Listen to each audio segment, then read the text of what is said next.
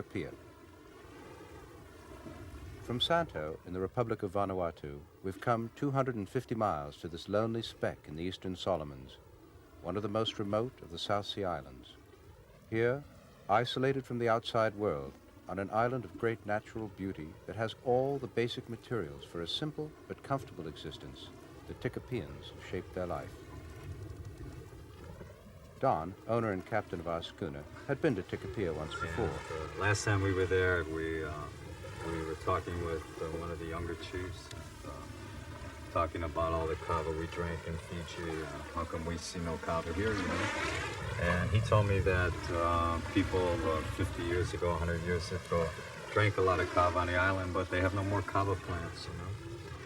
And we told him we had kava on board, but it was only in a dry form. It was just ready to drink, and we had no roots or whatever. But if we ever came back to the island again, that's one thing we would bring him, is the kava plant. Aaron's routines remained the same no matter where we were, and though I knew that reaching the distant Tikopia was our goal, its extreme isolation was also my biggest worry. If anything went wrong, it would take 3 days just to reach an airstrip. As the sun came up over our anchorage, I felt my fears subside. We would all learn later that there was a magic about Tikopia. Even in those early moments, I felt its first glimmerings. Courtesy demanded we wait for an invitation, and it was presented by Don's friend from his last visit, Edward Rangafuri, son of Chief Teriki Tafua. Hello, Edward. How are you? How's everything in Tikopia? Oh, everything is all okay. All right, come on aboard.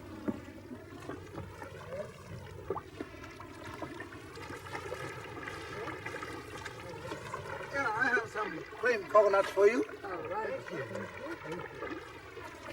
right. Edward, how have you been? Oh, Good man. This is my friend Prav. hello, Edward. This is his wife Ann and Aaron. Oh, Nice to meet you. thank you. And Catherine, you remember? And this is little Catherine? And that's Aaron. Yeah, the baby. Come on over here and sit down, man. Welcome back to the boat.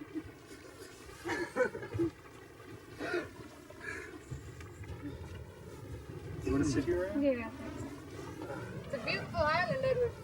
Oh, yes. Yeah, we've We've been watching it since 4 o'clock this morning. The sun coming up behind it, it looks beautiful. Well, you are coming in time. Exactly. This is the festival of St. Barnabas. It's over there. Will be this afternoon. And can we all come? Yes, they're all welcome. We can dance. Will there be dancing and singing? Yes. Oh, All the Tikopians are going to dance with the 4 chiefs, and the people will come and enjoy themselves on that festival. wonderful. Well, if we do that, we can go ashore and take the balloons, and we could bring our airplane. Oh, We have an that will- airplane with us. That will be very nice for the children. The children here like very much balloon.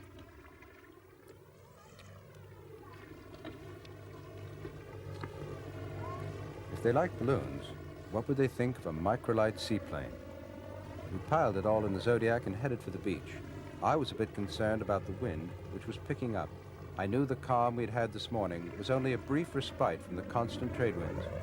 But if I was going to fly at all in Tikopia, I may have only this one chance, and I was determined to try.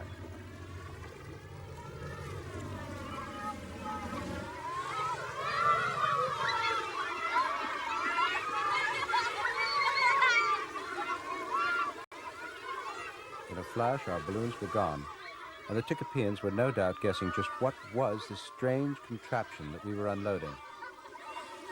Certainly they found it amusing.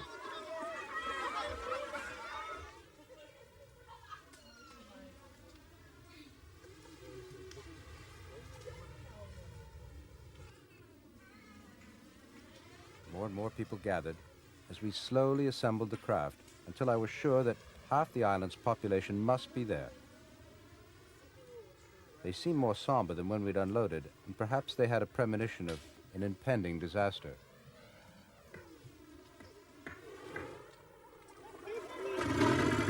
In a short time we had it running, but the wind and sea had come up to a point where I knew that the fragile floats would be hard-pressed to stay in one piece for the takeoff.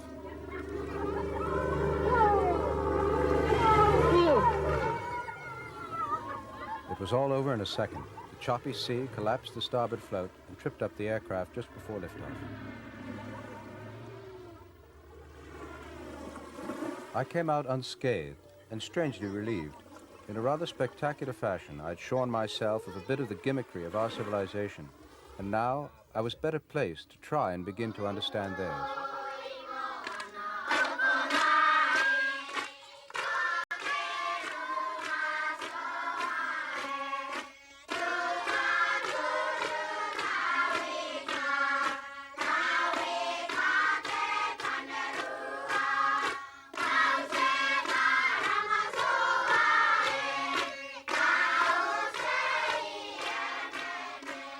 From our very first moments on Tikopia, it was the children who won us completely.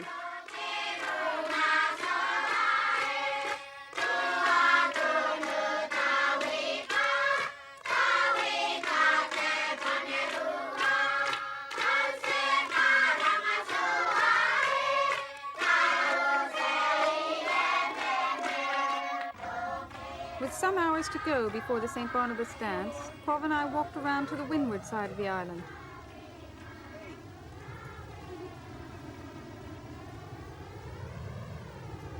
The trade winds that shaped these trees and sculpted this coastline are the winds that brought the first inhabitants to Tikopia. When European sailors were hugging the Mediterranean coasts, the first Polynesians were setting forth into the unknown on voyages of exploration over thousands of miles of open ocean. Using the stars by night and the sun by day, aware of a multitude of signs including the set of the sea, the species and sounds of fish, the birds and the color of the water, they navigated the entire Pacific basin. The origin of the Polynesians is still shrouded in mystery, and the dates of their settlements on the islands are being put further and further back as more evidence is discovered.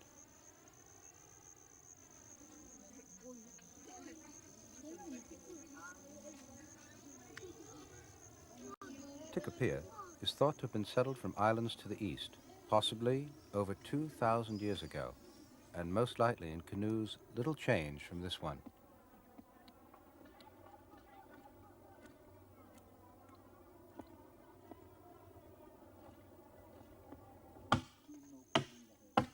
These men are forming a canoe from a calophyllum tree with methods they've used for generations. Their only concession to the 20th century are steel axes.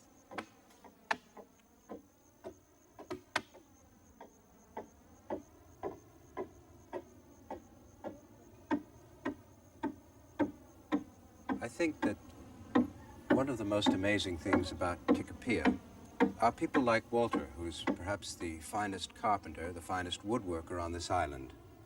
In fact, not just the canoes, but the tuna, fishing rods, the shell lures, the canoe paddles, the bowls that are used for cooking. 375, almost 400 years have gone by since the first contact with Europeans, and yet very little has changed. This house, the beams, the rafters, the sago palm roofing, everything is exactly the same.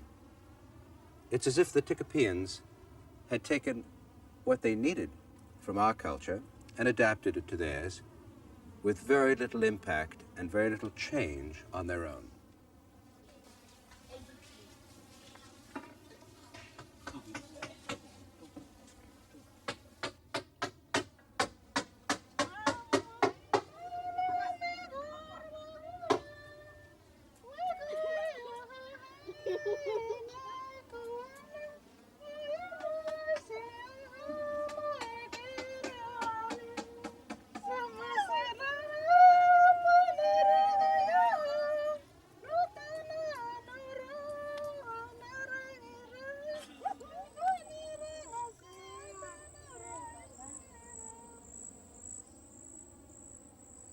Virtually all the arable land of Tikopia is cultivated. Plots assigned by the clan chiefs are owned and worked by the families. Even the fishing areas in the crater lake of the now extinct volcano which formed Tikopia are accounted for. The link between the people and their primary resources is one of the strongest elements of the society. Along the edges of the lake are plots of reclaimed land for growing taro. For us, a meal is a break in the real business of life.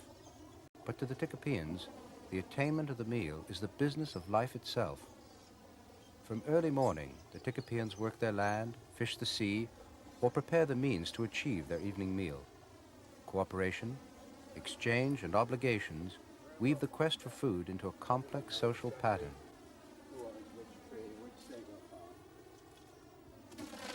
The extraction of flour from the sago palm is no exception.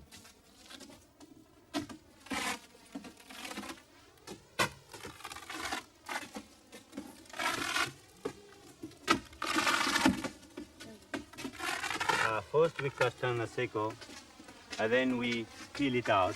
That's this Yes. huge, this piece of bark here. It's very heavy. What do you do with that? Sometimes we use it for flooring, sometimes we just throw it away. Then we take out the fiber here. After taking out the fiber, then we put some leaf on the crown.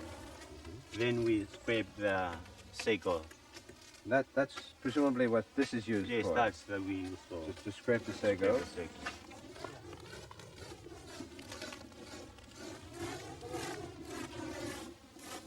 And once you've scraped the sago, then what do you do with what you have there, the sago? The tails we will put the sago into baskets and carry the baskets to our houses and put them there for 2 or 3 days.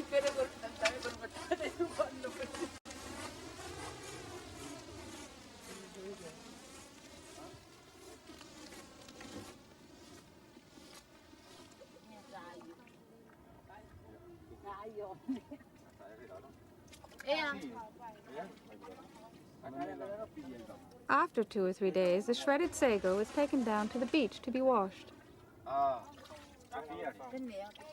It's mixed with seawater and strained through baskets.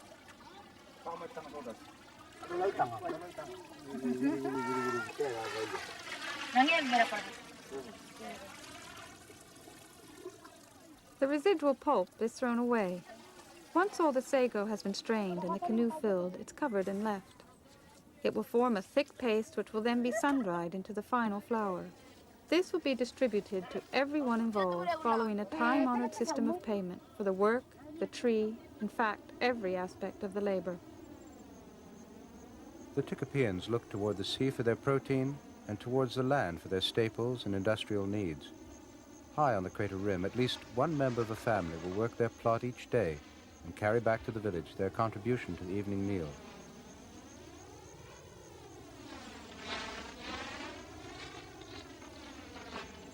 Joseph Rotofangi, Edward's brother-in-law, was working his plot and told me about the island's produce. What vegetables, different kind of vegetables do you grow in Tikopia? Banana, taro, yam, cassava, and coconut, and pana. And pana. And wild Taro. Wild taro. And do you need to bring in any other food from any of the other islands? No, because we just grow enough for the people in Tikopia. We grow our own food. That's only enough for us. I see.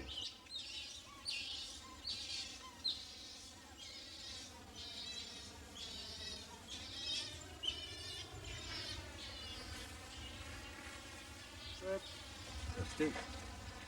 Joseph, what is this here? That's a turmeric. Turmeric.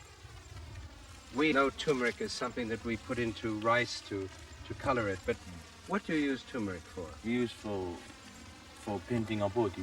We have 2 kinds of turmeric. One is a red, which we use for painting our bodies, and one is a yellow. That's we use to make our breathing red. To flavor the flavor. And which type is this, red or yellow? The yellow one. This is the yellow one. I see also that you have a Yes, that's turmeric. the leaf we use for the dancing, you know. for dancing, you make... Because it's nice smelling. I see. See? You smell it. That's lovely, and then you put that like you have around your head Yeah. there. Okay.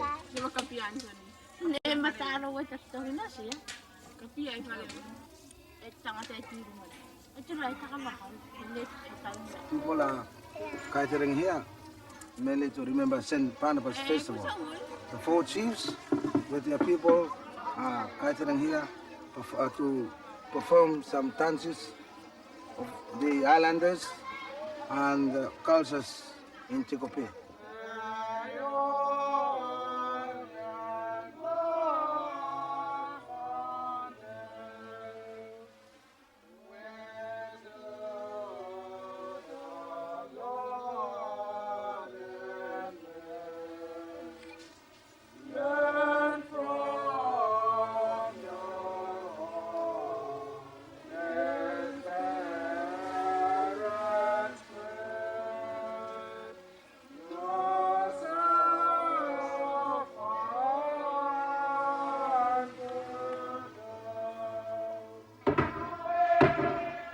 The drum, echoing off the nearby cliff face, signals a quickening of the pace, and volume and effort are vital ingredients.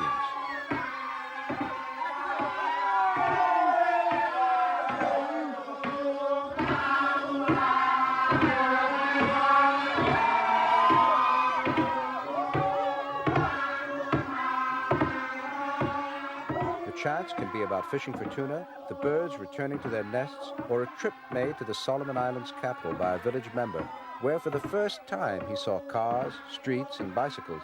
Mostly they're extemporaneous and repetitive.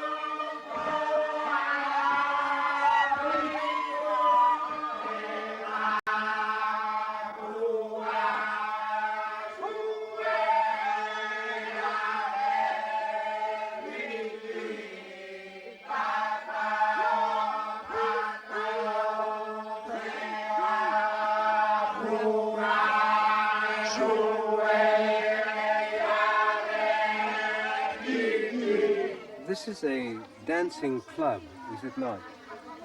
Yeah, this is a dancing club, which usually this dance club is for the chiefs dancing.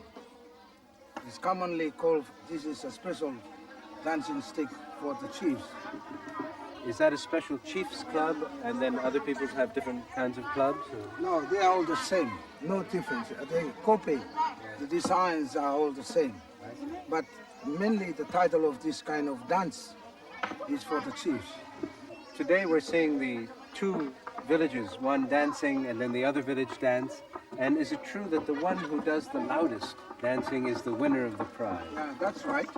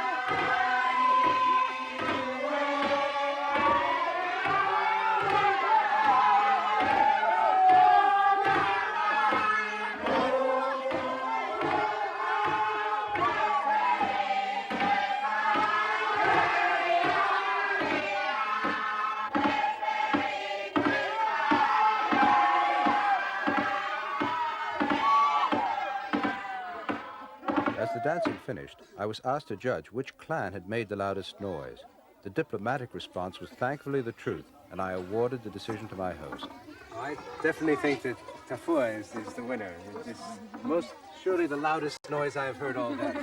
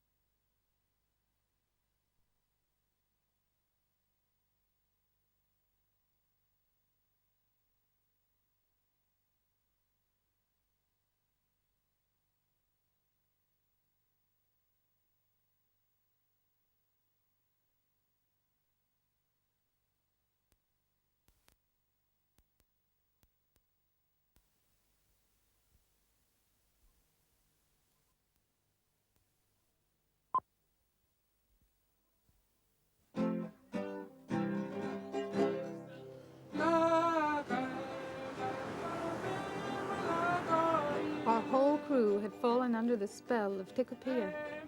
I knew these people were as complex as we were and had their share of human ills and problems, but the harmony they achieved both with nature and amongst themselves through their highly structured system of social and religious activities made each of us feel that we'd discovered the cliché tropical paradise. In fact, I suppose we had. This afternoon, Edward was to show me how they speared fish.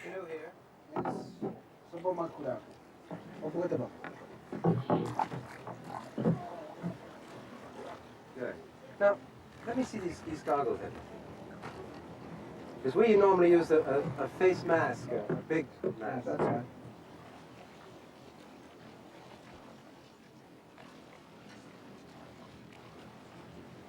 You see well with those underwater. Yes, I can see very well. Very nice cocoa. And this is a spear. How does show me how that works? Now this is a spear with a rubber. I tie a piece of string at the end here, and I used to pull the rubber with the wire. If I see the fish, and I spear it like this. And there's no barb on the spear. There's here at the end. There's no barb. Yeah, no barbs there. The same time I got the fish, and at the same time I push the wire. Same time you push the spear, Yes. and then grab the fish. Grab the fish. Or if not, then I grab up with the wire on the surface of the water. Fish are the most important source of protein on Tikopia. These children are digging channels in the reef in an effort to trap them as the tide goes out.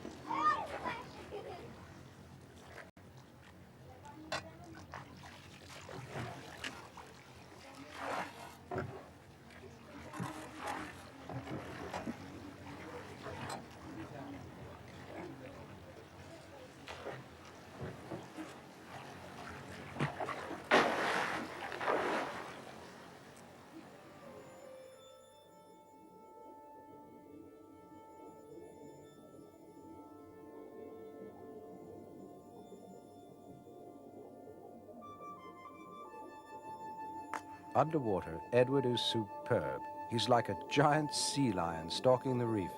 His breath-holding is equally fantastic, and I timed him on 2 occasions at just under 3 minutes. Of course, As soon as you want to film an underwater spearing sequence, the fish disappear. Today was no exception. On a few other occasions, without my camera naturally, I saw just how effective Edward's spear can be.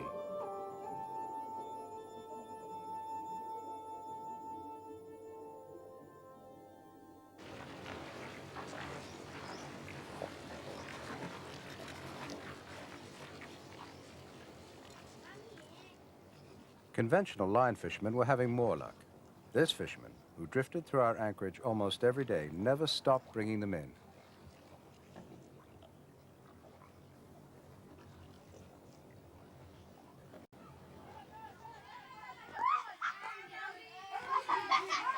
As in any school, recess is a time for games. The children here were trying to stack coconut husks in the center before being hit by one. It looked a fairly risky game, but no one seemed to be getting hurt.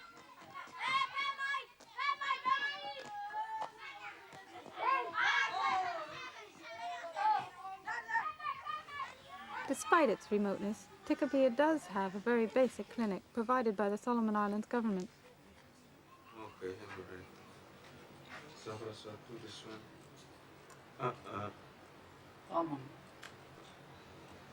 Hey, you first was crush the mosquito too?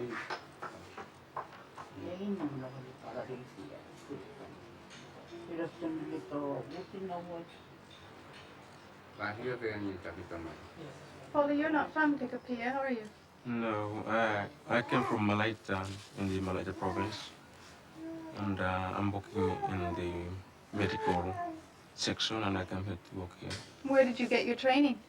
I took my training in Honiara at Central Hospital for 3 years, and then 1 year out in the province for practical. Then before I came over to this province. Do you have a choice of where you go, or does the government give you a posting and then you go there? Really, I don't choose, but the government decided to post people outside. We don't choose of our own what places we want to go, but the government sent us to places that he wants us to go. That need help. And what are the main health problems here on Tikopia? The people look very healthy to me. Is there any particular problem that you have to deal with? I think the main problem here is TB, and that TB and minor abscess and chest infection. Their diet is not very nice. They live mostly on carbohydrates. What about the little boy that I saw you looking at? He had something on his head. What was that? I think it's only some minor crashes because of the mosquito. Yeah, there's a lot of mosquitoes out there. Mosquitoes are a nuisance, and the people make smoke fires to keep them at bay. Fortunately, they don't carry malaria.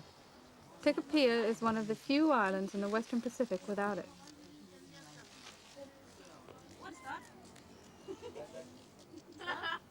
One of the principal recreations for the men is throwing the tika dart, the Tikopian version of throwing the javelin. Patterson Lacona, Edward's brother, is without doubt the champion, as the children confirmed.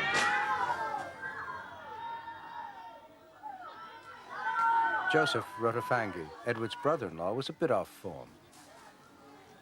The point of impact of the hardwood dart is not what counts, but where it finally comes to rest. Patterson took me to the official dart pitch, where we paced out the best throws. Oh, yes, that's the mark. That's the mark. Yes. I've just paced off 218 meters. Yes? And you've thrown this that far? Yes. I threw very far. And tell me, now it's grown over. There's cassava being planted on it. But when you have a festival, do you cut all the Yes. cassava back? We cut out and sweeping around it. I see. Yes, sir. And how often do you do that? Once or twice a year? Yes. After years? In 1 year? 1 year, then we try. When the cassava is ready, you Yes. cut the cassava and you throw this 218 meters. Well, Patterson, they ought to have a new Olympic record for Tikopia, or a new event in the Olympics.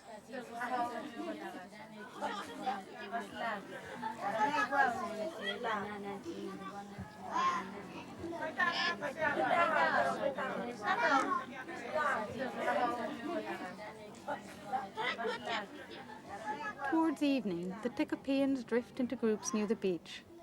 Work has stopped in the gardens. The tools for shaping a canoe hull have been put aside. Now is the time for relaxation for all except those directly involved in cooking. Edward and his family were preparing a feast for us, which allowed me to see how the Tikopians cook. This sago pudding is cooked by stirring red-hot stones into the mixture. As it's being prepared, coconut cream is added for flavor.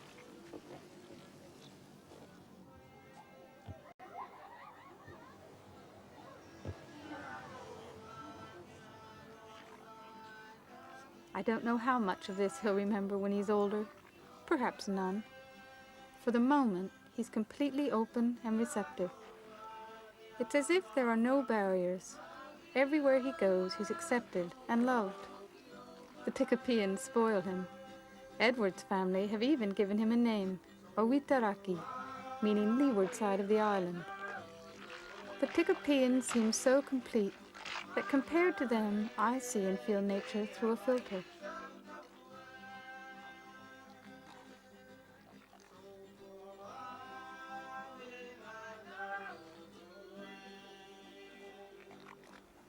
I hope that Aaron's Tikopian heritage will be a closeness with nature, particularly the sea. It was time to get going for our first Polynesian meal and Aaron's first dinner party.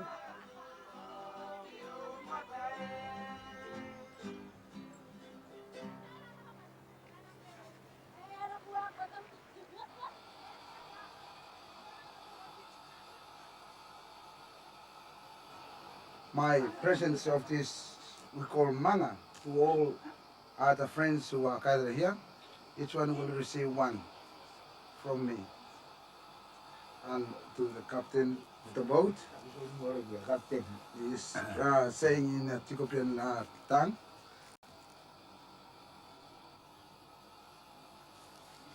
Thank you. Having another one of two.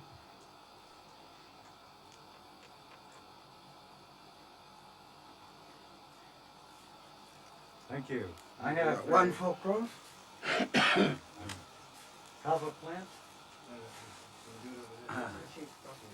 that I would like to give to the chief. Oh, thank you very much. Okay. And Edward, this is for yourself and the chief, because he expressed a liking for them when we had some the other day. It's a box of pipes. Oh, thanks very much Thank indeed. you. So this is my present to you. Thank you very much. The manga as the captain is having.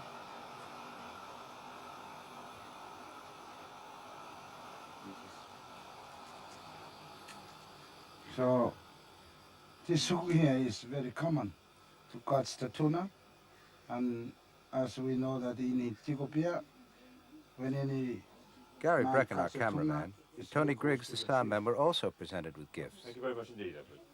Thank you.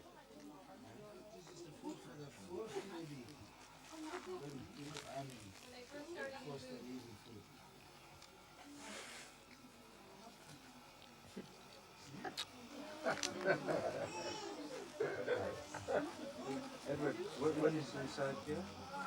The sago palm and the one thing that you're going to The sago palm? And pawpaw. and the pawpaw and the milk.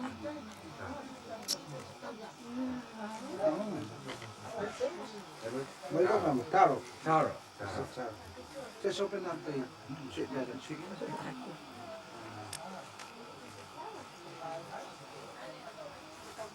Well, the stuff been melt with the chicken too.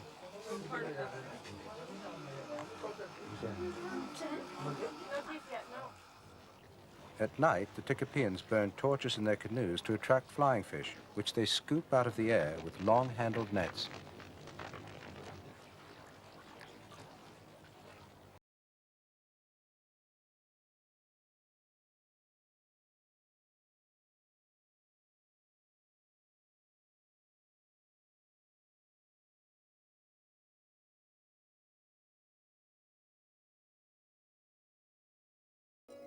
The night also gave us a chance for a different look at the reef. Being nocturnal, the lobsters come out of the deep reef crevices in which they've been hiding all day.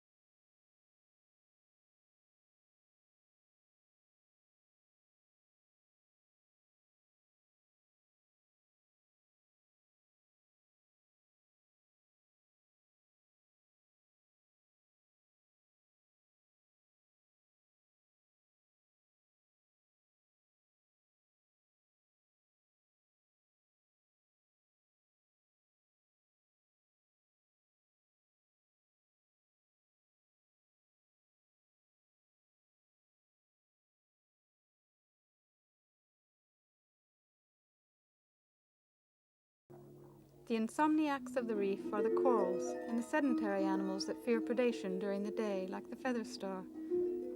At night, the coral polyps extend, trembling as they feed on the microorganisms the swift current brings them.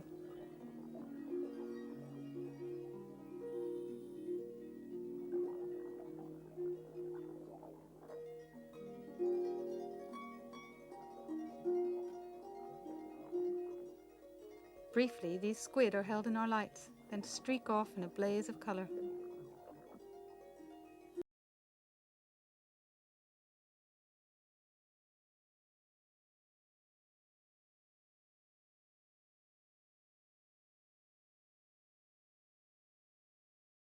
A curious filefish stayed with us until probably he sensed the presence of this large grouper.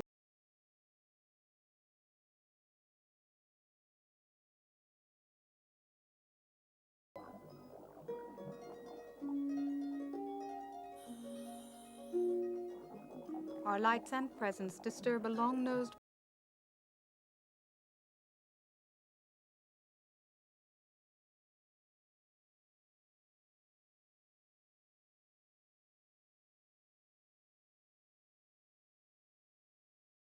tumbler, lunges away into the dark.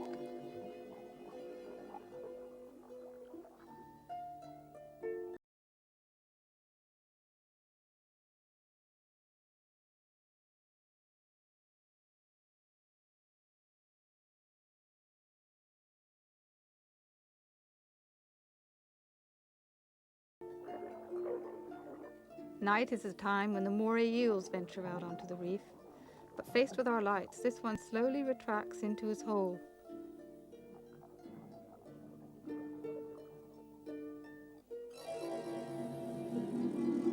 Though they appear fearsome, with their mouths opening and closing as they breathe, they are quite friendly, and under most circumstances, if approached carefully, and most importantly, non-aggressively, will accept a friendly caress. Their skin feels like crushed velvet, and once you touch one, your relationship with the sea can never be the same.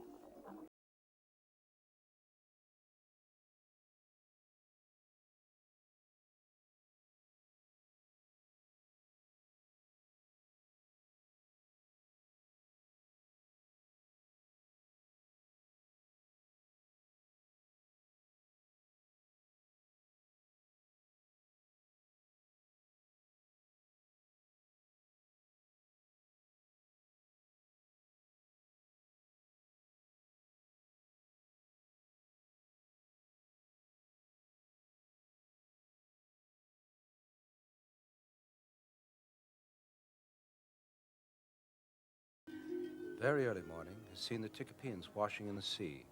Now, after a breakfast of leftovers from the evening meal, they're on their way to church, backing out of their tiny doorways, the result of low roofs to lessen the wind resistance.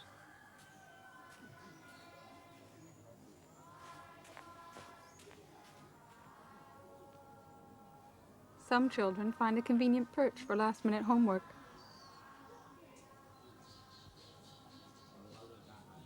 After the service, the Tikopians go about their daily business, or, in this case, the whole village turns out to sweep up and burn the accumulated leaves.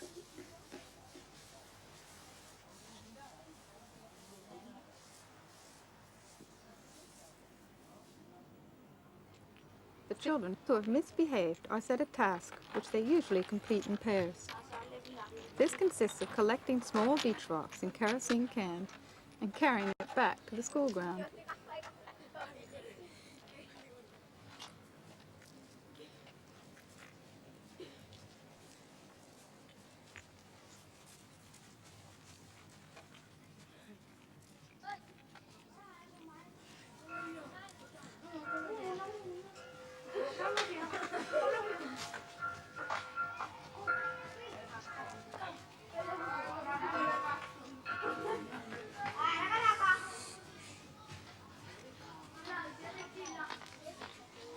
Once at the school, the rocks are poured out, counted, piled, and at the next break will be returned to the beach. I talked with Edward and his father about crime on the island.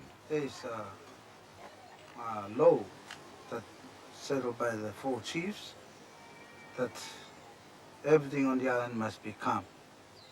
No quarrel, no anybody to get angry with the other family. And if there's a problem there, the chiefs will send a word that they must stop not to make any problem between their family. They must be settled. I see. So the And I chiefs go- decide all that.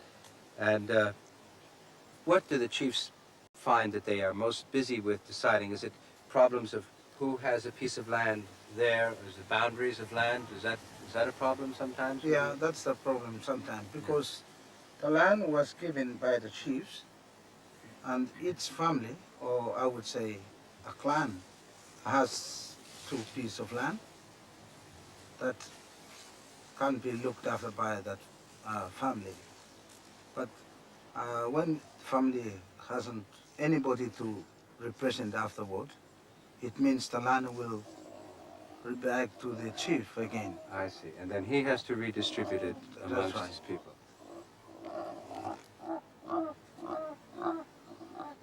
This is Chief Teriki Tafwa. This is Edward Rangafuri. Together they represent the today and the tomorrow of the Tafua clan, who have been our principal hosts since we came to Tikopia. In this graveyard, we see the great-grandfather, the grandfather, perhaps 150 years of history of the Tafua clan. Beyond that hedgerow, we can go back over 2,000 years.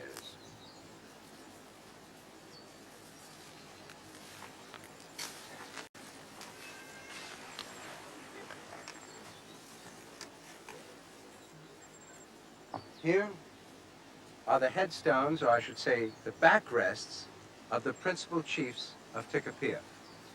And this is where the chief of the Tafua clan would have sat in council with the 3 other chiefs to the right and to the left of him, addressing the entire population of the island. These stones were put up today for us because they were cast down, or they were told to be buried by the missionaries when they first came. But they are an integral part of the history of this island, and it is the chief himself who has put the stones back up for us, and I think he will keep them back up for the future. 2 little hands, 1, 2, go.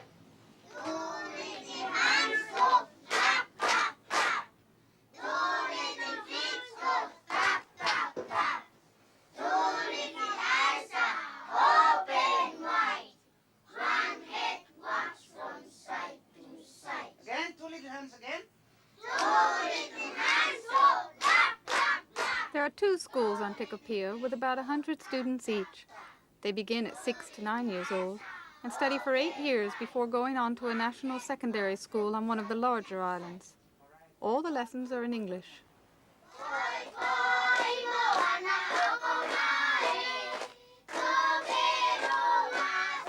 The Tikopians own land on some of the other islands, and a number of these children and their families will be sent to them to relieve the population problem on Tikopia, as the chief, Teriki Tafua, explained.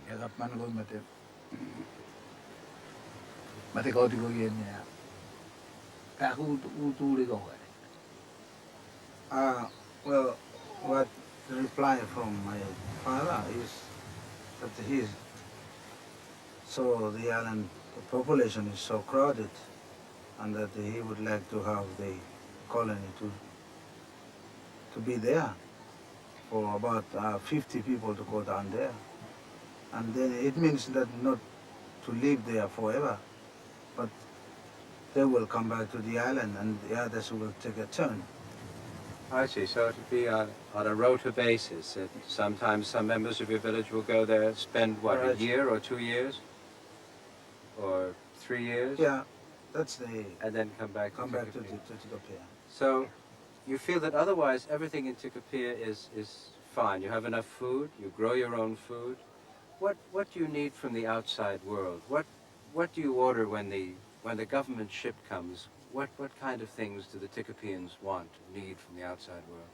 I think what we need today, as when people moved on to our settlement there, they got the money, like they make a little bit of copra, and they went to Honiara, and what they would like to bring to the island to buy a bag of rice, some kumar, some other crops from the other, in the Solomon Islands. I see. So really, what you're hoping is that Tikopia does not have to make money, but that the small settlements that you are establishing in other islands will be able to gain enough money to bring to Tikopia some of the trade goods that she needs. Yeah, that's right. Our time on Tikopia had ended, and Edward brought the children to say goodbye.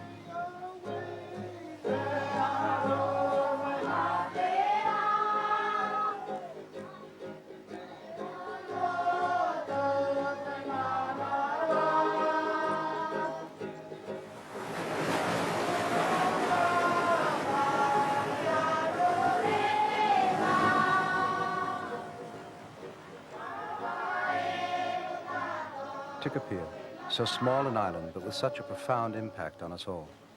The few days we'd spent should have been months or years. Our society has a good deal to learn from the Tikopians. We've lost a sense of harmony, not only with the environment, but more importantly with our own fellow man. We've lost the traditions of hospitality, politeness, the sense of community. Most important of all, we have begun to lose a sense of family.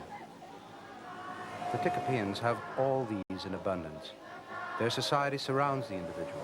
No one is ever alone. No one is unwanted. Everyone is important. Individuality is prized, yet the welfare of the group comes before all. For a brief moment in our lives, we were privileged to be welcomed as part of that family. I don't think I have ever been so sad as I was to leave the Tikopians, for I knew that there would be little chance that I would ever see them again. The Tikopans, so proud of the values their culture holds, so dignified and so deeply attached to their tiny island.